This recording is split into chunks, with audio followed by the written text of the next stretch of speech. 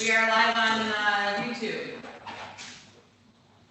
Okay. So- The meeting, Go ahead, the Berrien County Finance Committee will now come to order.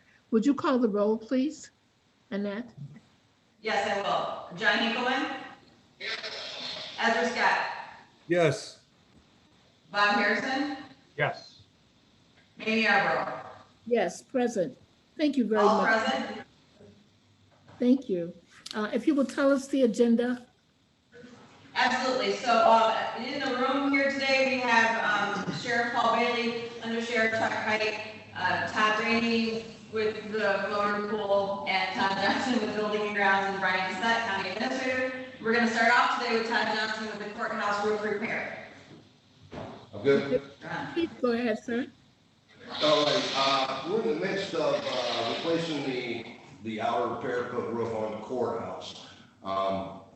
When we went through the bid services and that, we had everybody take core samples. Core samples came back, we're looking for wetness. But when we started tearing off, we found that a lot of the ISO board that's up there is saturated. So we can't use it. We have to get it out of there. They gave us the quote for the additional to redo the ISO boards, about 17,000, just over 17,000. We checked that with other projects that we had that use the same size ISO board, and it seems pretty relative, or pretty respectable rate. There's just a lot of it on the courthouse. That money we'll use from some of the other projects in the 401 budget and transfer that over.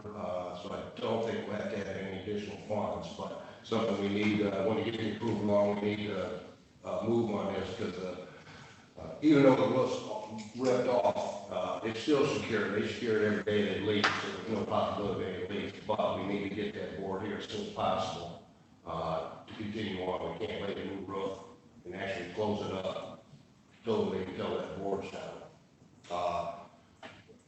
Which they can have here, they're planning on, if we're approved on Thursday at 7:30 in the morning, we'll start bringing that stuff up so we can keep moving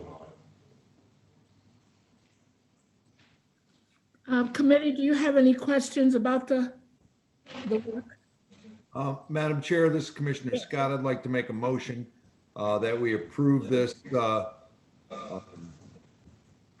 for new ISO board for the courthouse. May I have support? This is Commissioner Harrison. I'll support the motion. Thank you. It's been moved and properly supported. Do you have any more questions of Mr. Johnson? Then would you call the roll, please? Sure. Commissioner Hinkleman? Commissioner Harrison? Yes. Commissioner Scott? Yes. Commissioner Yarborough? Yes. Motion carries. Thank you. You folks have a good day. Thank you. Thank you. Next on the agenda is Under Sheriff Chuck Height to give a marine update. Good morning. I think this came out of when we had in front of the Finance Committee that we had to get a boat motor approved. One of the boat motors for the safe boat went down, and that's actually the works. Brian Raines is finishing that work now. But I think there's some questions when I talked to Administrator Cassett that just kind of a marine update. So I thought I'd go through kind of our inventory that we submit to the DNR every year, and then if you have questions, we can answer whatever you have. So just to go through, we have 2 lake boats that we use. One is a 2005 27-foot Sea-Up. That boat was purchased back in 2005 for $169,000. That was a 100% Homeland Security grant, so the county did not even have a match. That was done under Homeland Security because of our responsibilities to the DC Cook Nuclear Plant, which is in our county, obviously, and right on the lake. So that was purchased back in 2005. That is one where we did put in capital projects for 2 new motors. Those have the 2005 Honda motors on it, and they are at the end of their life. So that was in a couple projects that I think is moving forward for that request. The other lake boat we have is, which is out of New Buffalo. I should have said the Sea Arctic is out of St. Joe. The one on New Buffalo is a 25-foot safe boat. That was purchased back in 2011 for $130,000. That was a 50% match from the county. So if you remember, the local revenue sharing board, the LRSD, paid 50% of that because it is out in the Buffalo area. It does patrol the service area, you know, of the municipalities there. And that boat goes from the state line normally to about, you know, Warren Wheelings, and that's where the split is between the St. Joe and the New Buffalo boats. So, you know, in Berrien County, we have 2 lake boats. We're one county that probably has as much lake shore as any. You know, we look at 42 miles of 94, I measured the lake front, but when you go to the state line all the way north of Hager Shore, we have quite a bit of lake that we cover, and we're obviously responsible for some activities at the BC Cook nuclear plant if it was ever needed. So that's the two lake boats we have. And again, the motor that is getting finished right now was from a safe boat. That was one of the Evinrude motors. The other one is we have a Pawpaw Lake. We took the Pawpaw Lake boat out of service 2 years ago. It was a 17-foot Boston whaler. It was a commercial law enforcement grade boat. I believe that boat was in service when I was in the Marine Division in 1990 and 91. So that has been taken out of service. Right now, the boat that we use for Pawpaw Lake is a 1994 Carolina skiff that was actually a gift to us from Cass County. So we are kind of piecemealing that together, and we put on capital projects for a Pawpaw Lake boat and have agreed that that may get pushed to the following year because we understand that there's priorities needed in capital projects, and you know, replacing boats is not cheap. The most recent boat you'll remember, we have a 2018 Rescue 1 boat that is for the river.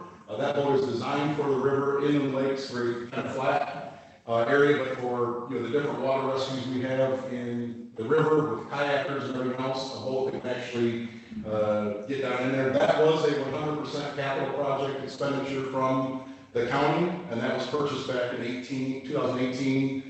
And many of you may remember that. In our inventory is 4 personal watercrafts that were a gift. If you remember when we started our water rescue, it was from St. Joe, I believe, that we got those, the 4, but it's got those were 100% donated. And that's really the fleet. We have one little Mercury, I call it a dinghy with 25, that was a gift from Wolfson, and we did buy an engine outboard motor for that. So that's really the inventory we have. Whatever questions, I don't have time for questions that you may have had, that is why I'm here. Okay. Any questions, committee? Madam Chair, Commissioner Scott. Yes. Chuck, I have a question. Who is doing all the service work and maintenance on the motors on those boats? So it really depends, because sometimes it's manufacturer specific. So if it's Honda, it's going to be someone who can do the service work. Our general service, Brian's Marine, we've used for many years, does the majority of service. We need it. He can get us, you know, tries to get us in and out, and that's out of right here in St. Joe. But some stuff, depending on the engine itself, has to go to a manufacturer rep if it's any type of warranty or that work for that. The reason I was asking is we have mechanics at the motor pool, don't we? What would it cost to get those But mechanics? I'm not sure. Todd's here, I guess, but I'm not sure. You know, when you get into outboard motors, I don't know what it would take to get somebody certified to do the maintenance work on those, because maybe it would be cheaper for us to do that. I don't know. I'm just throwing that out there. That would be out of my expertise.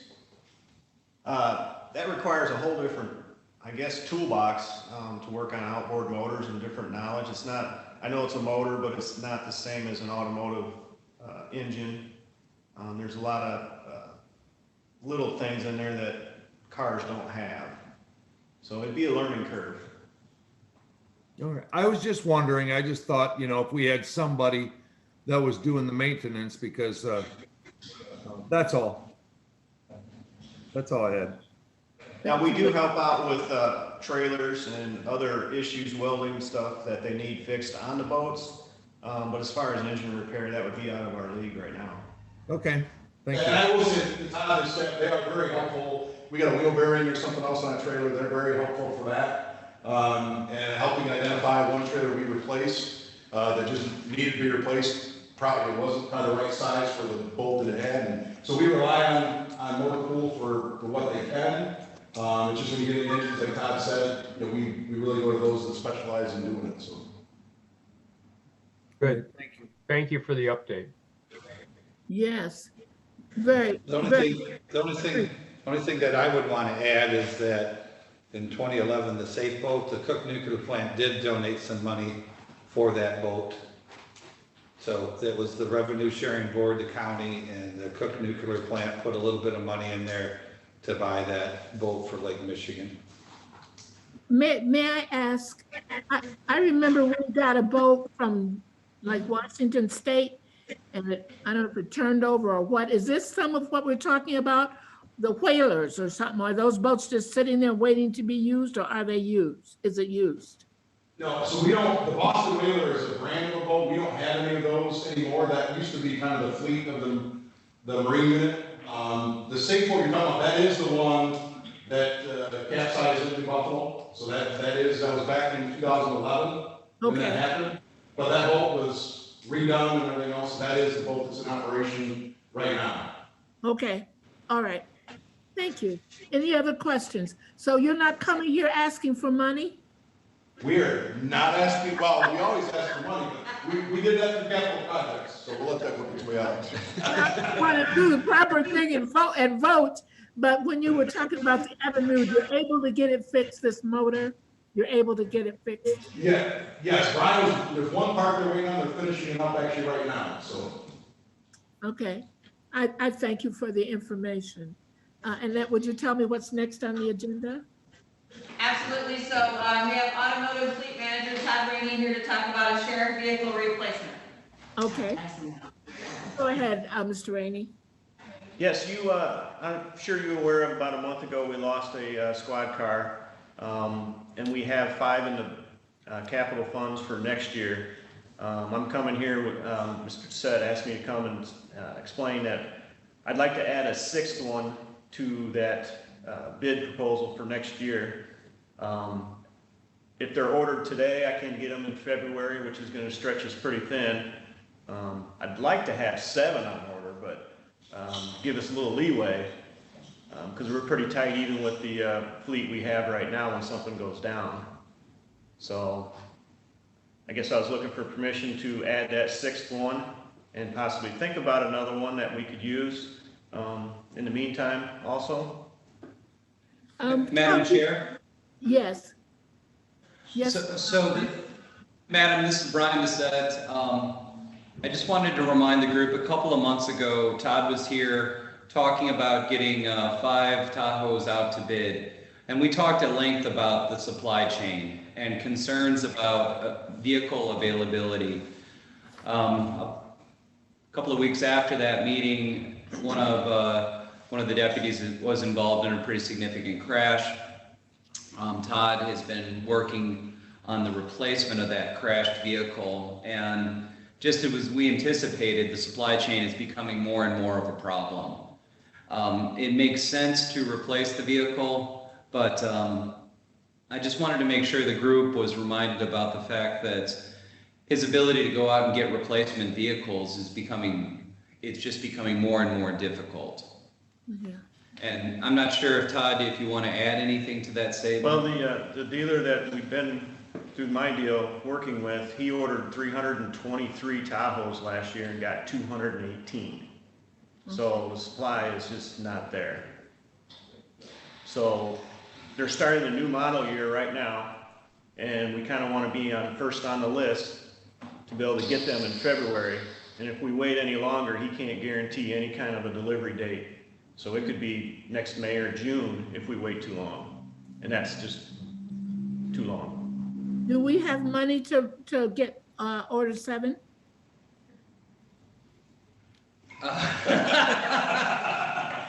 What? Yes. Yeah. That's what I would do. I would get an extra Borrow Yes, milk?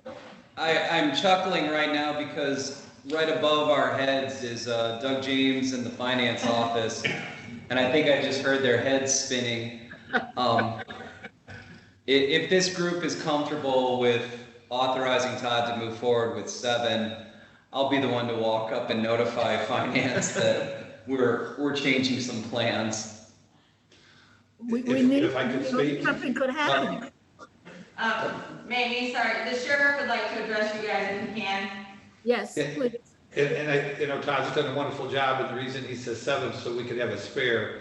Yeah. Over the history, last winter was not very bad, but in some winters, because of the accidents that were on 94 and across the county, we've lost 2 to 3 cars from being hit during the winter time. Some of them can be repaired, some of them totaled.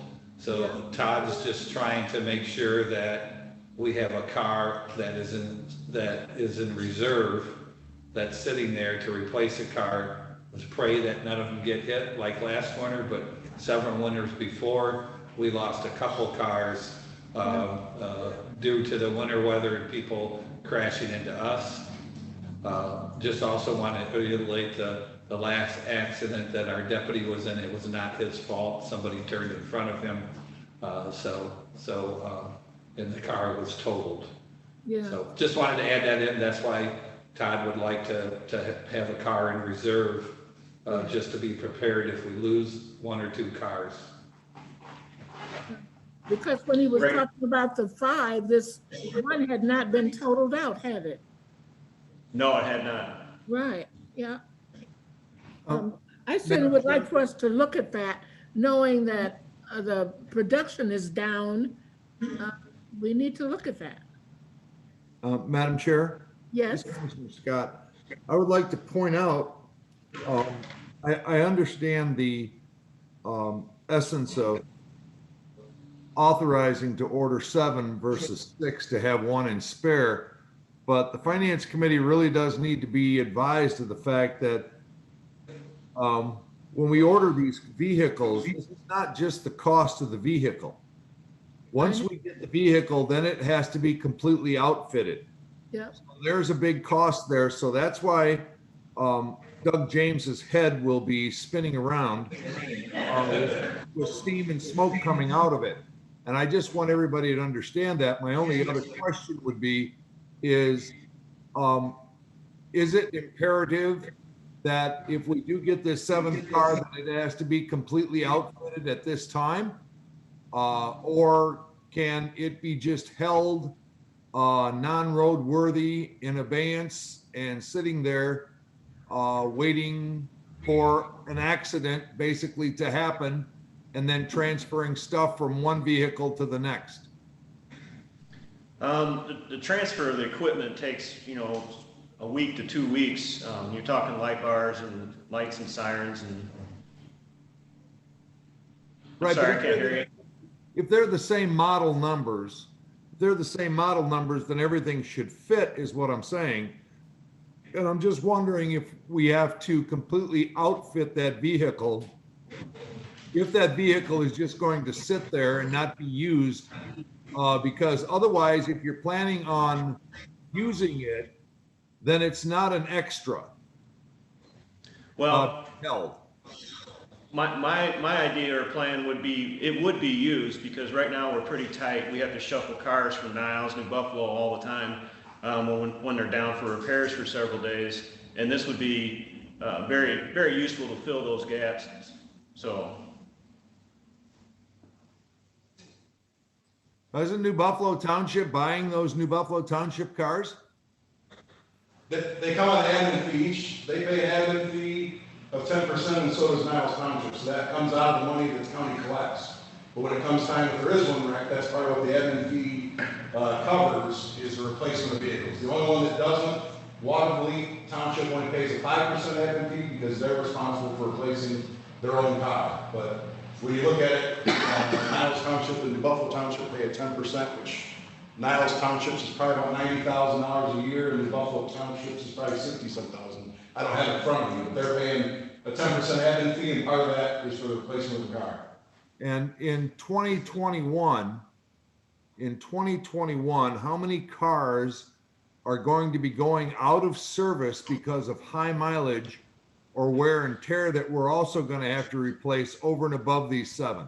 That is, I planned for the 5 that were gonna be, needed to be replaced for high mileage. The right. 6th one obviously is to crash, and the 7th would be to help us get rid of this tightness of moving cars around and looking for different vehicles to drive. All right, thank the you. original request for 5 was to replace those, Commissioner Scott, but that was to replace based on mileage. Todd and I worked on it. Right, okay, I just wanted to be clear on that aspect. Thank you. Very good question. Commissioner Harrison, do you have any thought? I'm comfortable with going with the 7, and recognizing that there is an additional cost to outfit it, but I think that it's important to have sufficient vehicles ready when there's something unexpected happens, which that's kind of the business of the sheriff's department. Commissioner Hinkleman, do you have any thought about this? He's fine with 7. Do we need to make a motion, or how do we handle this, Administrator DeSette? Madam Chair, if the committee offers a motion to proceed with 7 as opposed to the original allotted amount, that would be a good motion to make. Okay, I would make that motion. thank you. May I have a support? Yes, Commissioner Scott, I'll support that. Any further discussion, any more questions? And so, Mr. Rainey, you will order these right away?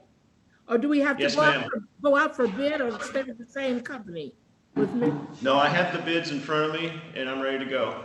Okay. And Sheriff and Undersheriff, do you all have any more comments? No, we appreciate the work Todd does to keep our fleet moving. And John. Annette, would you call the roll, please? Yes, I will. Commissioner Harrison? Yes. Commissioner Scott? Yes, Commissioner Hinkleman? Yes. Commissioner Yarborough? Yes. Motion carries. Thank you. Let Thank the record show the sheriff's department will be bringing in treats for the finance committee at us. Okay. Thank you. Thank you all. Thank you. Annette, what's next? Actually, Community Development Director Dan Fetty is next, but he wasn't scheduled till 9:45, so.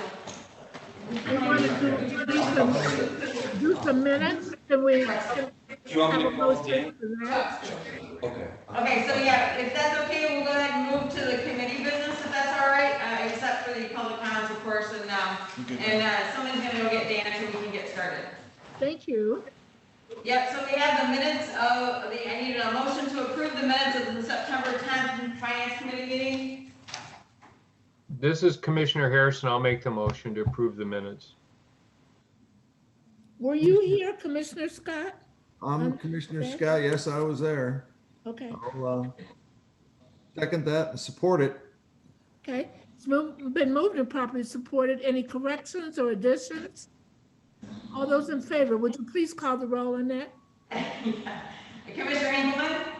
Yes. Commissioner Harrison? Yes. Commissioner Scott? Yes, Commissioner Yarborough? Yes. Motion carries.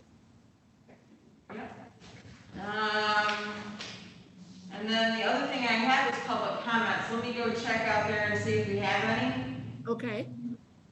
And I've got a couple of items. Oh, I'm sorry. Administrator DeSette has a couple items for you. Okay, please. Madam Chair, there's 2 items that are going to be discussed at the full board meeting. I just wanted to take 5 minutes and make sure finance was aware. The first is a proposal from Merit Network. Commissioner Scott, Commissioner Curran, and Commissioner Freeling, for the better part of a couple of years, have been actively working through the Broadband Committee with Southwest Michigan Planning Commission. Through those efforts, they are to the point of recommending to the full board that Merit Network be engaged to do a study, a survey of Berrien County looking at gaps in broadband. That proposal is $28,500. I'm not asking for any motion or any action from you all. I simply wanted to bring it to your attention that that's coming. The second item that you should all be aware of is yesterday afternoon, the Parks Commission recommended that the Board of Commissioners engage Edgewater Resources. That's a St. Joe-based engineering firm. Edgewater has put together now 3 different proposals to address the shoreline erosion at the Silver Beach County Park. The proposal that the Parks Commission recommended for approval would be relatively low cost, not to exceed $18,800, and that is to design, to permit, and then to provide construction oversight for temporary shoreline erosion control methods. And that would be everything from working with the Army Corps of Engineers to install HESCO barriers, to even potentially installing just concrete Jersey-style barriers that you would typically see like on a highway construction job. I've contacted the PHSC chair as well as the admin chair. Those would be the 2 committees that have direct ties to Silver Beach. I've made them aware that this is something that I'll be bringing up at today's Board of Commission meeting. I'm not asking for any formal action from finance. I just wanted to take 5 minutes and make you aware that these 2 items will be coming to the full board for discussion. Madam Chair, Dan has arrived, so if you're ready to pivot to Dan, I'll happily sit back and let the... They don't have that. Thank you. Good morning. Oh, Madam Chair, Good Madam morning. Chair, this is Commissioner Scott. Yes, This is a kind of a statement to Administrator Doucette. I just want everybody to be aware of the fact that Edgewater is a qualified group. I've been working with Edgewater with the homeowners down in New Buffalo on Shoreline. But it should be noted that his wife does sit on the land bank for the county. I just wanted that to be out there so that everybody knew that there was no surprises or anything. And I thought I would just make that statement. That's all. Thank you. and the last name, say his name, Administrator Doucette. It's YCAM we're talking about. Yeah, Greg Madam Wycamp. Chair, it's YCAMP, WEYKAMP. And that's why it was seeming familiar to me. I didn't know, she's kind of new. But the last name was familiar, but I didn't know how I knew it. Thank you. Yep. Thank you. Dan Fetty, Director. Good morning. Good Morning. My understanding, we intended to have a resolution in your hands this morning. My understanding is that you did not get that. Perhaps Annette can email it to you. But I'll go through it anyway. It's really for the Board of Commissioners next week, which is why we're addressing it with you today. Part of the CARES Act that was authorized by Congress this spring included a large allocation of funding put into the Community Block Grant Program, the federal Community Block Grant Program that we utilize all the time for things like housing development, business assistance grants, and so forth. And those block grant dollars flow to the states, and then the states allocate them for various objectives under the law. The additional CARES Act funding that went into the block grant program was allocated, in this case, to the state of Michigan through the Michigan Strategic Fund. And the Michigan Strategic Fund then decided on a formula to reallocate those dollars directly to county governments to help offset or defray the cost of COVID-related unexpected expenditures, okay? So this is an actual grant of money. It's not a competitive process where we have to apply for it. It's an actual grant of money from the Michigan Strategic Fund to Berrien County in the maximum amount of $377,362.61. This is our money. It's been allocated to us, and we can apply it towards a variety of costs that we've incurred and will continue to occur related to COVID. We have the ability to use this money to reimburse costs from, I believe it's February 2nd of this year through the end of this year, December 31st. Because it's coming through the block grant program, we have to comply with all these block grant procedures and regulations. The first of which is that we have to accept the grant formally after holding a public hearing. Next week at the Board of Commissioners meeting, we have noticed a public hearing at 10:30 where Katie Montoya and I will explain essentially what I just told you right now, that this is a block grant program intended to defray the cost of COVID-related expenditures. At the close of that public hearing, the board has to pass a resolution agreeing to accept the grant and complying with the terms of the CDBG program through which the money is being funneled. And in simple terms, this resolution basically says that the Michigan Strategic Fund has invited the county to accept this grant. The grant is $377,000. The allocation will be a benefit to all the residents of Berrien County and predominantly low to moderate income households in Berrien County, and that therefore the Board of Commissioners appoints the chairperson and authorizes him to sign the grant application, and that Brian and I are authorized to approve and sign any requests or reports that need to be submitted to the state. That's the nature of this resolution, and that's the resolution that will have to be passed by the board after the public hearing next Thursday. Once that's accomplished, we have been assigned a specialist through the Strategic Fund and the MEDC who will help us then start preparing our list of costs, determine what's eligible for reimbursement, what isn't. We're already working with the finance department to try to layer that out and figure out which costs we're going to use this money to reimburse us for. So that, in a nutshell, that's what we're doing. It's different than the other CARES Act funding that you've looked at where it's competitive. We have to apply for it first. We don't know if we're going to get it. This is actual, in a sense, money in the bank as long as we comply with these procedures.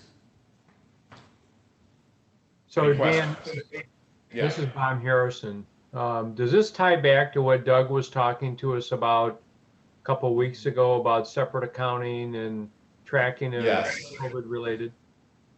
Yeah, the reason we set up that special fund is so that we can have a firm accounting of first of all of the expenses.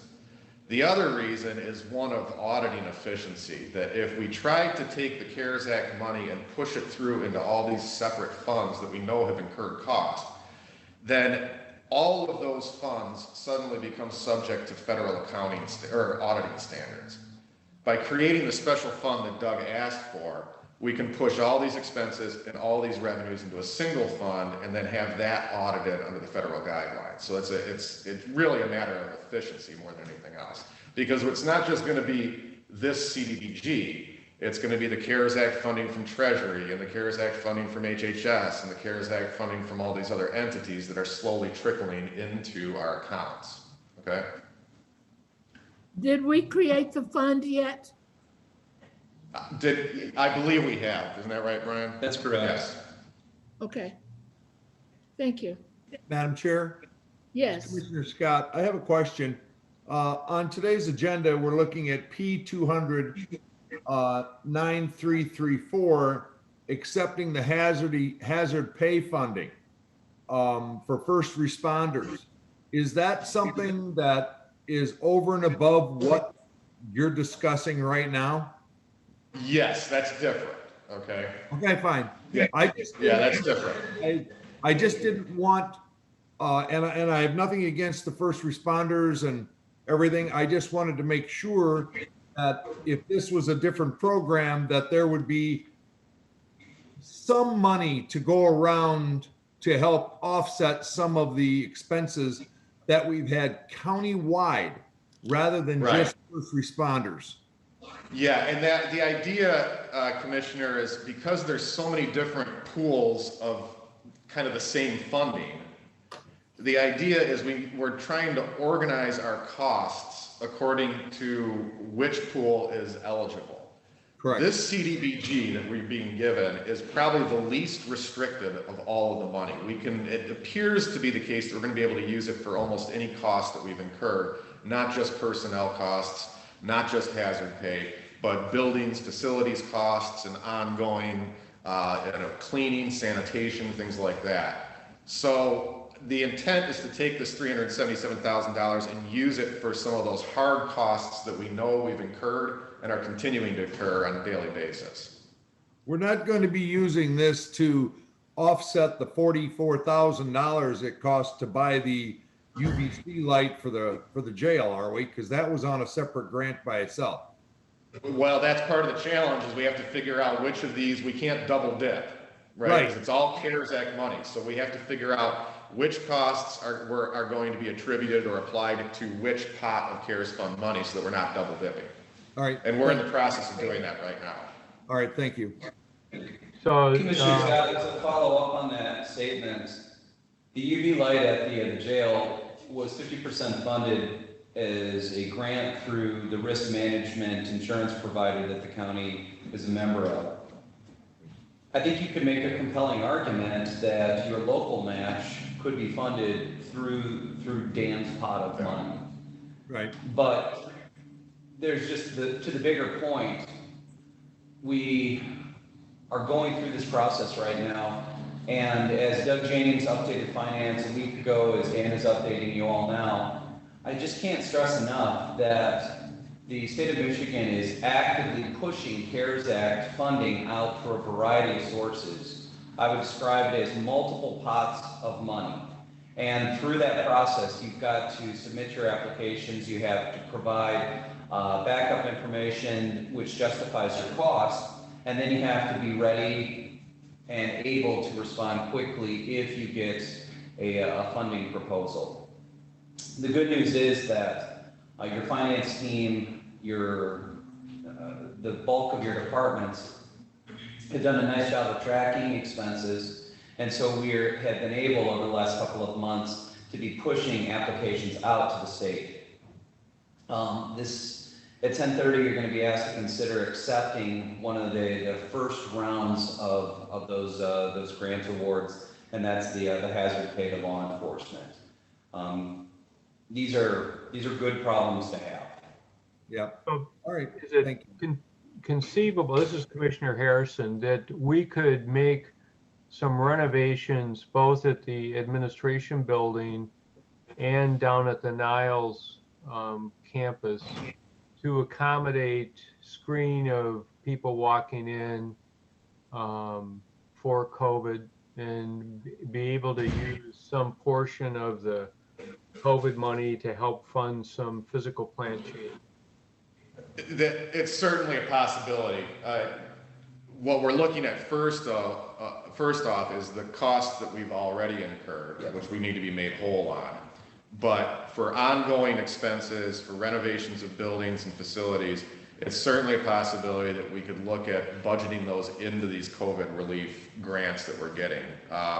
One of the reasons the state is assigning specialists to these counties, including us, is to kind of pre-clear those expenses to make sure that we're not, in the future incurring costs that may be ineligible. So what we have to do is determine the eligibility of the cost first, and then apply it to the pot of funding that's out there. But that's something we're actively looking at doing, and we're doing it currently. Commissioner Scott was talking about air handling systems being retrofitted to increase, turnover of air within a building early on in this. So that might line up well also. Yeah, exactly. And those are the kind of things, we will get those, if those are the proposals that we're going to look at for facility improvements, we'll try to get those predetermined, pre-cleared by the state granting agencies, and then start applying the money towards the cost. Yeah, and not to beat a dead horse, but I just can't stress enough that virtual meetings have become our reality. And it's not just the Board of Commissioners that are using Zoom. We are just about daily getting requests from the courts trying to get more of this equipment out. So we've got quite a bit of work to do to figure out how much we've spent on all of our COVID response. But if you just think about the virtual component, I mean, you're going to have significant investments that have occurred over the last several months. Again, I don't want to beat a dead horse. What Dan has laid out makes complete sense. By following this process, you're opening the county up for additional funding.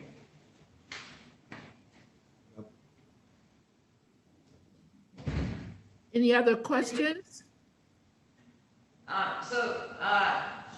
Manny, I have on YouTube, Commissioner Freeling is watching today and has a question about this. Is it appropriate to have that question answered now? Yes. Okay. About the subject we're talking about? Yes. Yes, please read it. Okay. This is a question related to what community development shared. What activities would we be able to do with the block grant funding that would relate to COVID? And then the follow-up comment is there any funding for the BUILD grant in the CARES Act? Well, I think we already kind of discussed what the purpose of the block grant is to reimburse COVID-related costs. We already have costs associated with overtime, hazard pay, things like that we're looking at Treasury and some of the other funding agencies to help cover. So the idea of the block grant is to look at some of the more, like the physical costs that we've incurred, the capital costs we've incurred, and to try to determine which of those costs could be reimbursed under this grant. And to the question that was just presented, whether or not we can do additional capital improvements, maintenance of facilities and so forth, and have those reimbursed by this money. $377,000 sounds like a lot, but we've seen that that'll quickly go. We'll burn through this money pretty quickly based on the expenditures that we're already incurring. As to the second question she was asking about. Is there any funding for the BUILD grant in the CARES Act? BUILD. Not that I'm aware of. I don't know, Brian, if you know anything different. Take a look at it right now. But I'd have, off top of my head, not that I'm aware of, but I can certainly look into that. Build, like build a house, build a building? Yes, Yes. correct. Okay. It's a program through the Department of Transportation. If we're going to go after it, more than likely those dollars are going to be pushed to the road department for some type of transportation project. So it's less a question likely for community development than it is for the road department. Within this CDBG, there wouldn't be a component of that funding within this CDBG. Yeah. But back to the commissioner's question, fundamentally, should we be going after BUILD? Absolutely. We should be looking at every program that's being pushed out as part of the CARES Act. And my philosophy has always been to take the shotgun approach, essentially just applying for everything, knowing that just a handful of items are going to stick. And with BUILD, in a prior iteration, it was the Tiger program. Yeah. Tiger grants are used just about every day for everything from bridge work to transportation work. So it's something that we definitely will be wanting to go after, and I'll connect with Jason to get more details on what projects he has that could be eligible. Yeah, with those two, you really need to have shovel-ready projects to make those work because the application process is limited, and you don't want to spend an enormous amount of engineering cost to try to develop a project off the fly. So you look at things that you already have on the shelf and try to push those through. In South Haven, we used what is now BUILD to do a $2.5 million rehab on Bastille Bridge, and it was an excellent funding source, but it was literally 2 years from the day we started talking about going after the grant to the day that we actually started the reconstruct on the bridge. It is a ton of work, and it's nothing that's going to happen fast. But with that said, leave no stone unturned. Administrator Dissett, please Yes, note, Dan Fetty is very familiar with the Tiger grant. we make the first cut, but we were in the next one. We didn't know they would do it more than just 1 year, but we did not have the cooperation of another community, and they said they would not consider it without the, the support of the county and the city. And so we had to let it go, but Dan has a room full of stuff. Madam Chair, I think he insists on being called Tiger by all of his coworkers. It's better than what they currently call me. So. Good, thank you. I'm so glad to hear these words and these programs going around, and that some are still in existence and that we know about them. I thank you, Dan. You have anything else you want to tell us? So you No, that's it. Next week, you'll take this to the whole board, this resolution, and we're saying that we support it. Is that what you need? Yeah, this resolution will be in front of the whole board next week, and we'll ask that it be placed on the consent calendar to be voted on at the close of the public hearing that we have. It is a finance resolution. It is a finance resolution, yes. So it doesn't take a vote or a motion or a vote here in the finance committee to move it to the full board. I just need your consensus, and then we will affix your signatures to that, and we will move that forward for next week. Yeah, as it takes one, I'll sign it. Okay. Thank you. Commissioner Scott. Okay, thank And you. Commissioner Hinkleman, I have you on here. Are you good with that? Okay, thank you. Yeah, okay, Okay, that's good. thank you very much. Thank you.